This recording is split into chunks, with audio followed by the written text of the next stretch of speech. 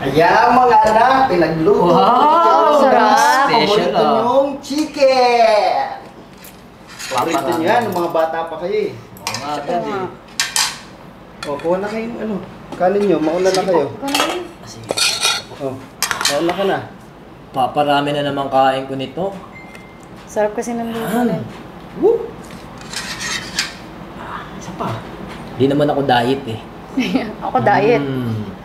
O, ba't ka nga pala napapasyal dito, Marie? Ah. Ano, namimiss ko lang kayo. Oo, may kikain ka lang dito eh. Grabe naman pa.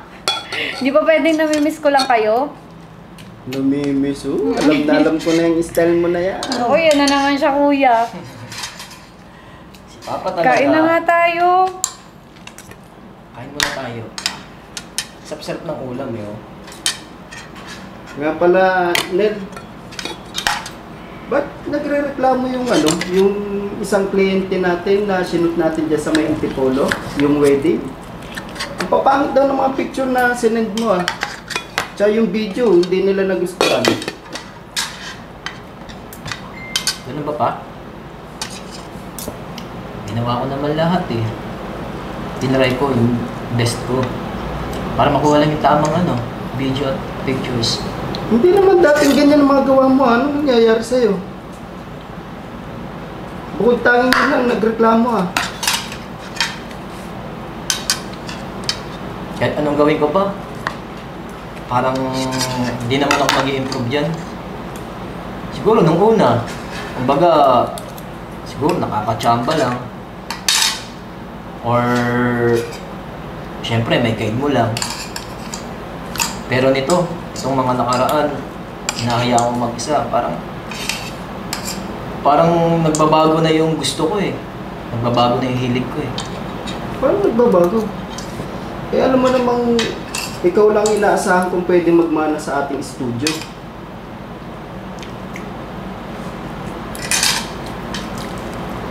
Yun nga pa eh.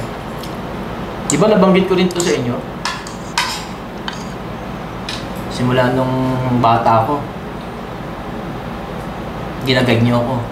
Tinuturuan niyo ako mag-video, kumuha ng pictures.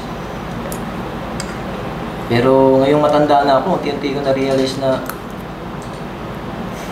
hindi ko pala gusto yung photography. Eh alam mo namang yan lang kinabubuhay natin. Yan ang pinagpaaral ko sa inyong magkapatid. Kaya nga alam ko, ikaw yung inaasahan kong magmamana nito eh. Papamana ko sa itong studio natin. Pasensya na pa. Bago na isip ko. Ano ibig mo sabihin nagbagong isip mo? Hindi ko pala gusto ang photography. Gusto kong maging teacher. Teacher? Gusto mo maging teacher? Para ano? Ano gusto mong mag-guide sa kapatid mo? Yan, pinagtapos namin ng pag-aaral. Ano nangyari dyan? Grabe naman pa. Pati ako din nadamay niyo sa ano niyo. O bakit? Nung nakapagtapos ka naman ng pag-aaral mo, ano nangyari? Nag-asawa ka lang din na maaga. Hindi ka nga napakinabangan namin ng nanay mo eh. Ganyan na lang nangyari sa'yo. Tapos, pag nagugutom kayo, pupunta ka dito. Ano, Namimiss ko hindi lang ka kayo. na mapakain ng asawa mo? Namimiss ko lang kayo pa. Namimiss. Masarap kaya nakasama kayo kumain. Di ba, kuya? Nagbobola pa kayo? Palibasa, alam Di niyo ba, na. kuya? Papa talaga. Alam niyo yata na magluluto ng paborito niyong pagkain? Alam naman namin yan pa. Pagka nandito kami, talagang yung paborito namin. Ano ba? Kakain ba tayo or Magsisermon. maninermon ka lang? Sige na nga, tsaka na tayo mag-usap ng tungkol dyan. Kumain na muna tayo. Sarap ng luto mo pa eh, tapos ayaw mo kumain. Pa. Tubig. Mukhang na high blood ka yata kay kuya kanina. Eh, paano ang kuya mo? Sakit sa ulo? Alam naman niya na siya lang ang pwedeng pagpamanahan nitong business natin. Sabihin ba naman niyang hindi niya gusto tong ginagawa niya? Baka kasi ayaw talaga ni Kuya. Baka hindi naman yun yung talagang ano niya. Eh, anong gusto niya? Magturo din. Kagaya sa'yo, yung kinuha mong kurso. Eh, wala nga nangyari din sa'yo, di ba? Paano naman kasi ikaw? Mag-aasawa ka rin lang naman. Construction worker pa. Pa, parang di mo naman naranasan magmahal. Wala tayong magagawa dun. Tsaka, susumikap naman siya eh. Ginagawa naman niya lahat. Tsaka, siloso eh. Siloso?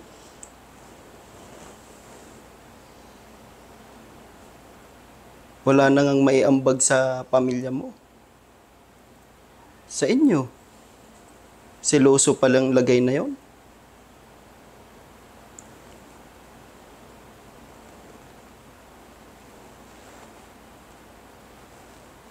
Hindi na nga nakakatulong sa'yo eh. May gana pang magselos.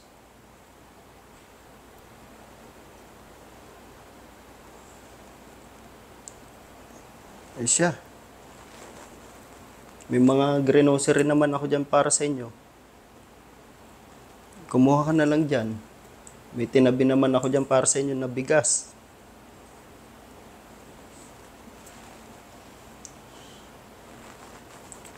Thank you pa. Alam mo naman na hindi ko kayo matitiis. Kahit naman nag-asawa ka na, alam ko naman na obligasyon ko pa rin na tulungan ka. Lalo ngayon sa kalagayan mo na ganyan.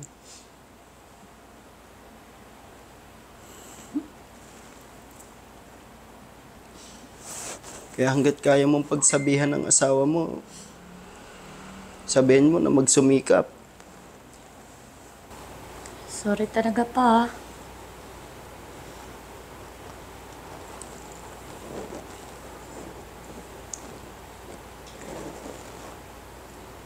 Alam ko naman nahihirapan ka na eh.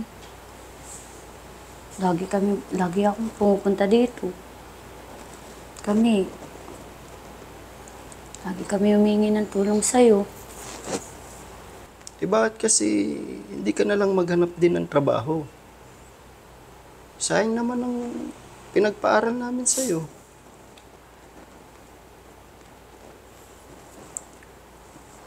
Ayaw kasi ni Mike eh. Nagsiselos. Ikaw kasi, yan ang pinili mo. Sabi mo, mahal mo. Eh, sinunod na lang din kita. Kasi alam ko yan ang magpapaligaya sa'yo.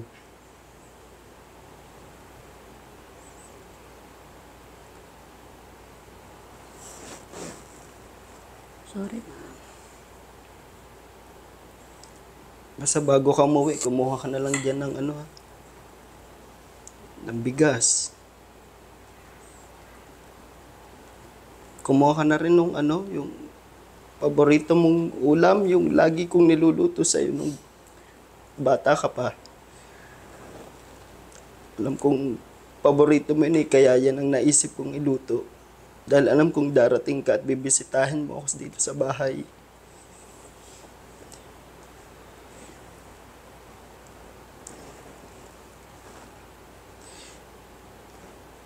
Thank you pa. Nahiyak ako. Naalala ko lang kasi nung mga bata pa kayo eh. Hindi ka naman dating ganyang nahihirapan. Alam mo namang sa patanda na ako, darating ang time mawawala na rin ako. Kaya gusto ko, makita ko man lang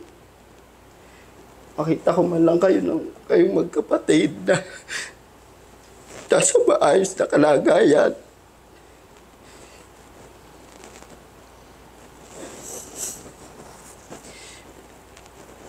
Ayoko naman na mawawala na lang ako sa mundo na nasa ganyan, nahihirapan ka sa sitwasyon. Gusto ko maayos na yung kalagayan mo. Kaya sana bago man lang ako mawala, sana makita ko man lang na nasa maayos ka ng kalagayan.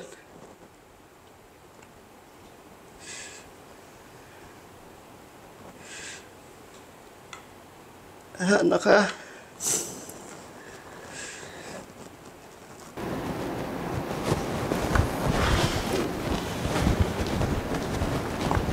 Oh, saan ka na naman pupunta? Nakikitain lang ako pa. Hindi pa nga tayo nakakapag-uusap tungkol doon sa isang kliyente natin na nagreklamo. Aalis ka na naman. Ano pa? Ayoko maging photographer or videographer. Paulit-ulit na lang ba? Eh alam mo namang sa'yo ko lang pwedeng ipamana itong business natin. Wala ko na magagawa pa. Gusto ko maging teacher. Buo na desisyon ko.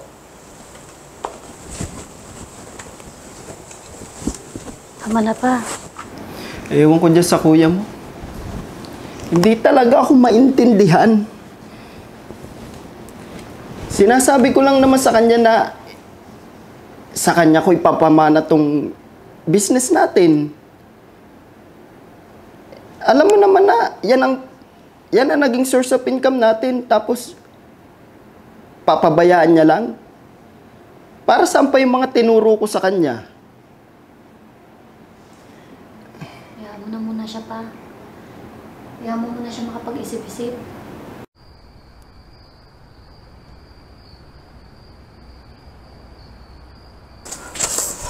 Anak, ba't di ka pa nagpe-prepare? May wedding tayo ngayon. Ayoko na mag-photography pa. Palagi na lang ba? Sinabi ko na sa inyo to Ayoko na. Ngayon ka pa ayaw kung kailan dapat palis na tayo? Matagal ko na sinabi sa inyo pa. Hindi na ako makakasama. Dahil may biglaan lakad ako. Hindi ko may sisingit yan. Pambihira ka naman, Nel. Kahit ngayon lang. Pagbigyan mo lang ako. Bakit? Ano ba? Ano ba ako doon? Nag-a-assist lang naman ako. May matuturuan ko naman mga bata dyan Ba't ngayon ka pa nagagaganyan? Kung kailan dapat alis na tayo? Hindi ko maisisingit yan pa dahil may pupuntahan ako. Importante yun. Mas importante pa ba yan? Mas importante pa? Hindi mo kasi ako naiintindihan pa! Ayoko naging photographer! Gusto ko yung gusto ko! Ayoko ko niyan! Sana maintindihan mo ako! Ba't ano ba pinagmamalaki mo? Yung sinasabi mong pagtuturo? Bakit ako ba?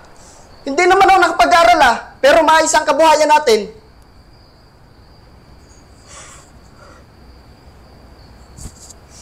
Pa, hindi ko hinihingi sa inyo yung pinagtituition ko dito, yung mga ginagastos ko sa kurso ko na gusto ko. Ako, working student ako.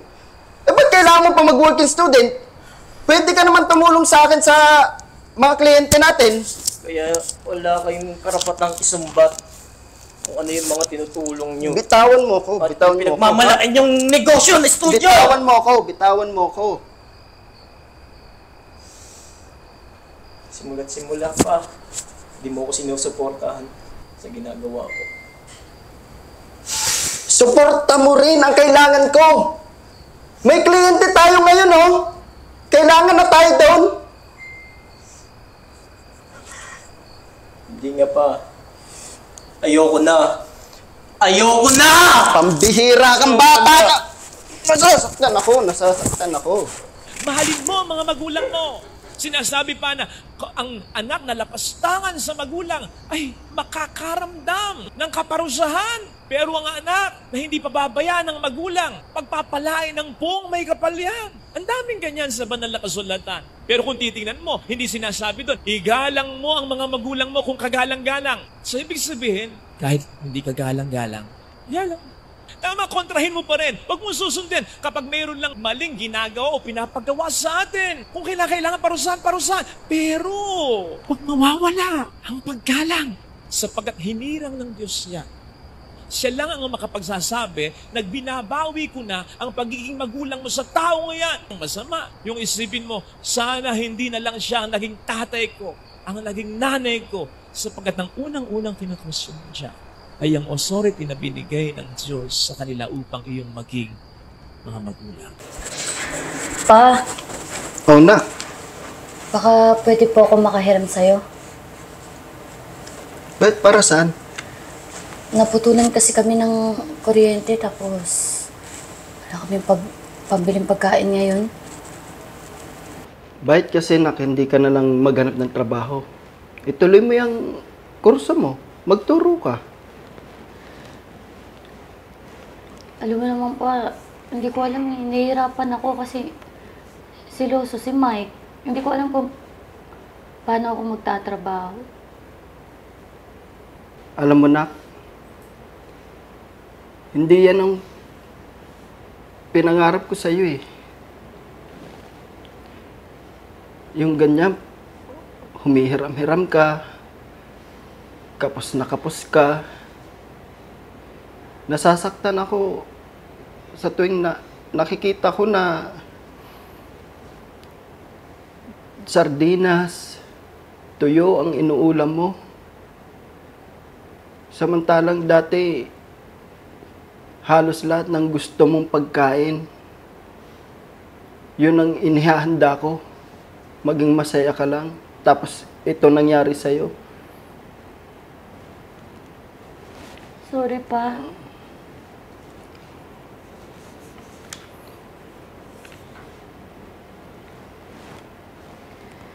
Ba't kasi hindi ka na lang magturo?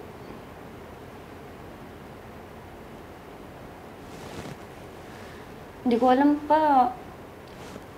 Nahihirapan ako eh. Hindi ko alam kung paano ko kakausapin si Mike.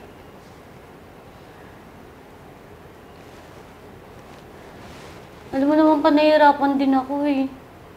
Kaya nga lumalapit ako sa inyo eh. Grabe rin na kang pagmamahal mo dyan sa asawa mo eh, no? Hindi naman kagwapuhan. Hindi rin naman ganun kasipag. Ba't mo pinagtsatsaga na asawa mong yun? Kasi, mahal ko si Mike pa. Mahal? Pero ganyan ang pinaparana sa'yo?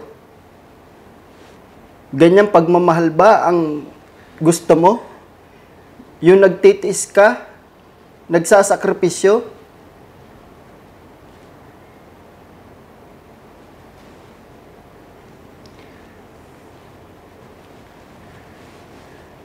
Hindi mo deserve na yung ganyang buhay.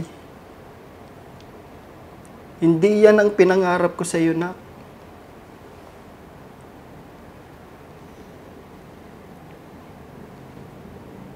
Sayang yung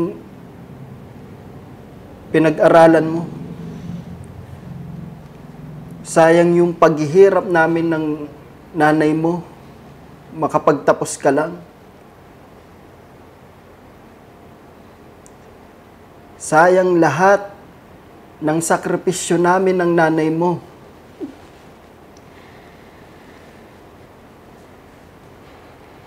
Ganyan lang ang naging sitwasyon mo.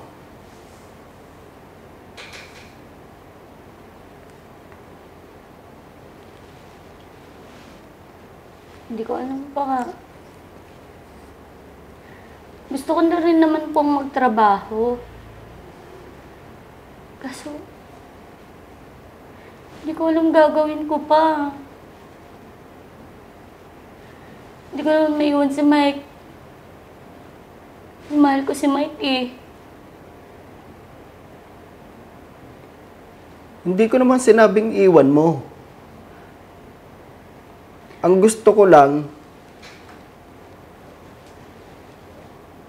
gamitin mo yung pinag-aralan mo. Ipaliwanag mo sa kanya na kailangan mo rin siyang tulungan. Kailangan mo rin magtrabaho.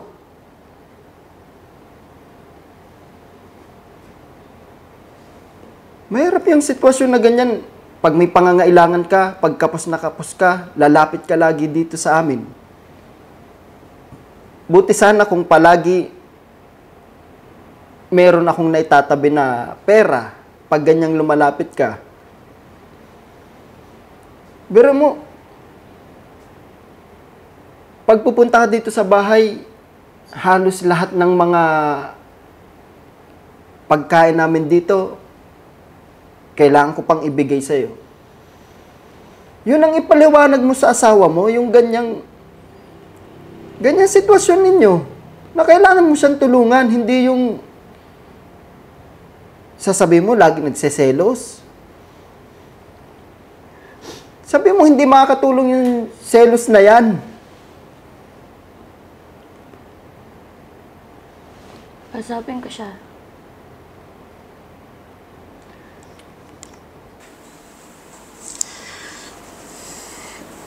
Sige na. Dodobling ko yung hinihiram mo. Ay, ito. Kahit hindi mo na bayaran. Kausapin mo ang asawa mo. Na hindi pwedeng palagi ka na lang ganyan.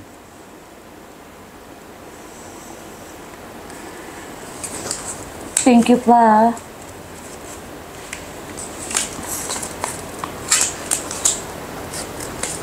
Salamat kasi lagi mo akong tinutulungan. Lagi kang nandyan. Sorry kasi lagi na lang akong lumalapit sa'yo.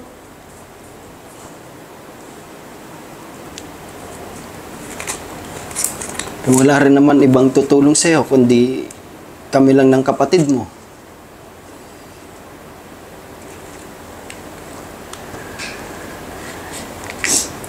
Thank you pa. Sige. Tingnan mo na lang kung anong pwede mong madala. Tamang-tama, nag-grocery naman kami ng kuya mo kahapon. Baka meron ka diyang makukuha na pwede mong madala sa inyo. Basta kausapin mo ang asawa mo, hindi pwedeng laging ganyan na pag nangangailangan kayo, lalapit na lang kayo ng lalapit.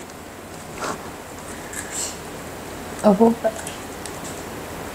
Kakausapin ko sa May. Pero thank you talaga dito pa. Gagawa kami ng paraan para mabalik. Hindi na.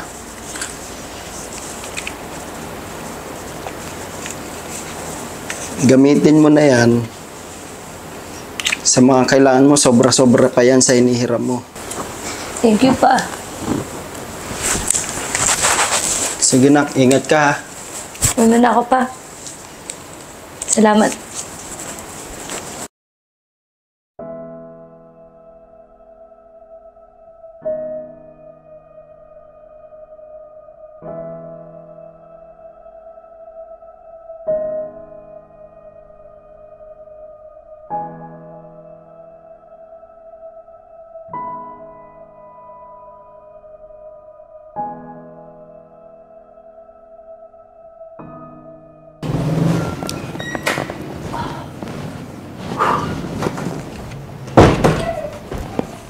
Opa, gabi na. Lilinis mo na lang yung camera mo. Namimiss ko lang kasi yung dati nating ginagawa.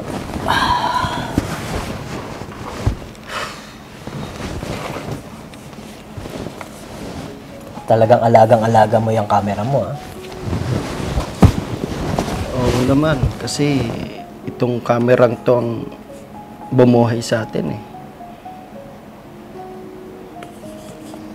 Kaya hindi naluluma yung gamit mo, eh. Ganyan ka mag-alaga. Parang kami. Ilagaan mo na maayos.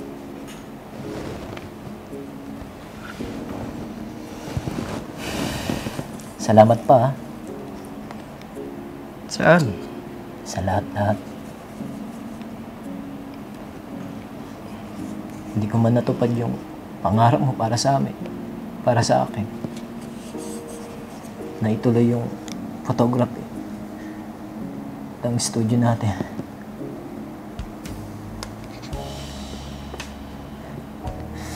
Wala yun. Tsaka nakikita ko naman sa kalagayan mo ngayon na maayos siyang napiling profession mo. Na tuloy-tuloy mo yung gusto mo. Proud na proud nga ako sa'yo, anak eh. Kasi kung ano talaga yung gusto mo sa buhay mo, mas pinagtuunan mo ng pansin. Kasi kung pinilit ko rin sa'yo itong photography, baka mas lalong hindi magiging maayos yung kalalabasan ng negosyo natin. Naalala mo ba nung may isang kliyente na nagreklamo? Natatandaan mo pa ba yon? Naalala ko yun pa. Grabing pagpapaliwanag ang sinabi ko doon. Sinabi ko, ako yung may kasalanan doon. Hindi ko na sinabi na dahil anak ko yung pinilit ko na gumawa nung dapat akong gumagawa. Kaya, ayos na yun. Proud na proud ako sa inyong magkapatid. At naalala ko pa nga pa eh. Diba? Sinagot-sagot kita. Ang mga panahon na yun. Nasabi ko, hindi ko talaga gusto ang photography. Ikaw lang may gusto sa akin. Halos isumpa mo pa nga ako eh. Ang ginawa ko yun. Dahil mas pinipilit mo talaga yung photography para sa akin. Para matuloy yung studio. Pero nagmatigas talaga ako. Pero ayos rin naman. Dahil marami ako na-realize ng mga panahon na yun. Mga panahon na yun na talagang madalas tayo mag-away. Dahil pinipilit mo sa akin siya photography. Hi, Pa! Hoy, yan na pala ang kapatid mo. Makikikain na naman yan. Grabe naman. Ito nga, may dala ako para sa inyo eh. Ay, mala ah. Mukhang first time nagdala ng pagkain dito ah. Mukhang sumahod na naman Hindi yung naman. sahod, bagong sahod ng asawa mo. Hindi po. Hindi, kuya. Niloko ka lang yan ito. Paano naman magpapasalubong asawa niyan eh? Wala nga trabaho yun. Grabe si Wala Papa. na naman trabaho. Bakit? Ano nangyari? Meron naman, kuya. Ganun pa rin. Construction. Eh, sabi ni Papa, wala daw. Meron. Kaso, hindi lang sapat minsan. Okay. Hiring sa school, utility man. Gusto niya mag-apply. Utility? Hindi pa pwede yun doon. Eh, construction lang alam nun. Nagbibiro na naman si Papa. Hindi kaya. Kaso, ewan ko lang kung gusto niya. Ikaw, ba't ayaw mo bumalik sa pagtatrabaho? Pwede sa ba ba? pagtuturo? Bata ka pa. Pag-usapan namin. Oo nga anak. Ba't di ka nalang bumalik sa pagtuturo? Sayang naman. Maganda na benefits ngayon sa teaching. Teacher, lalo na pag public school teacher ka. Apply ka na. Yun nga inisip ko, kuya eh. Kaso, syempre kailangan. Kausapin ko muna si Mike. Kausapin eh, may tinapos ka naman. Alam niya naman dapat yung magiging trabaho mo. Diba? Teacher ka eh, graduate ka ng education, huwag mo sayangin. Alam mo na, kuya, seloso. Ipaliwanag mo kasi sa kanya ng maayos na kailangan mo na rin tumulong sa kanya. Hindi pa pwedeng aasa ka lamang sa trabaho nyo. Papuntahin mo dito si Mike. Kakausapin ko. Ano ba yung dala mo na yan? Kain na natin to. Wow. Tara, Dangkong kainin daw natin lahat. yan. Dali, at first time nagdala ng pagkain tong kapatid mo. Baka Pero na-miss ko kayo ulit kasi. Ba nilalagnat to, may sakit to eh. Ikaw ang tanging dahilan kung bakit. Ikaw ang pag-asa, nagbibigay ligaya. Sa'yo naman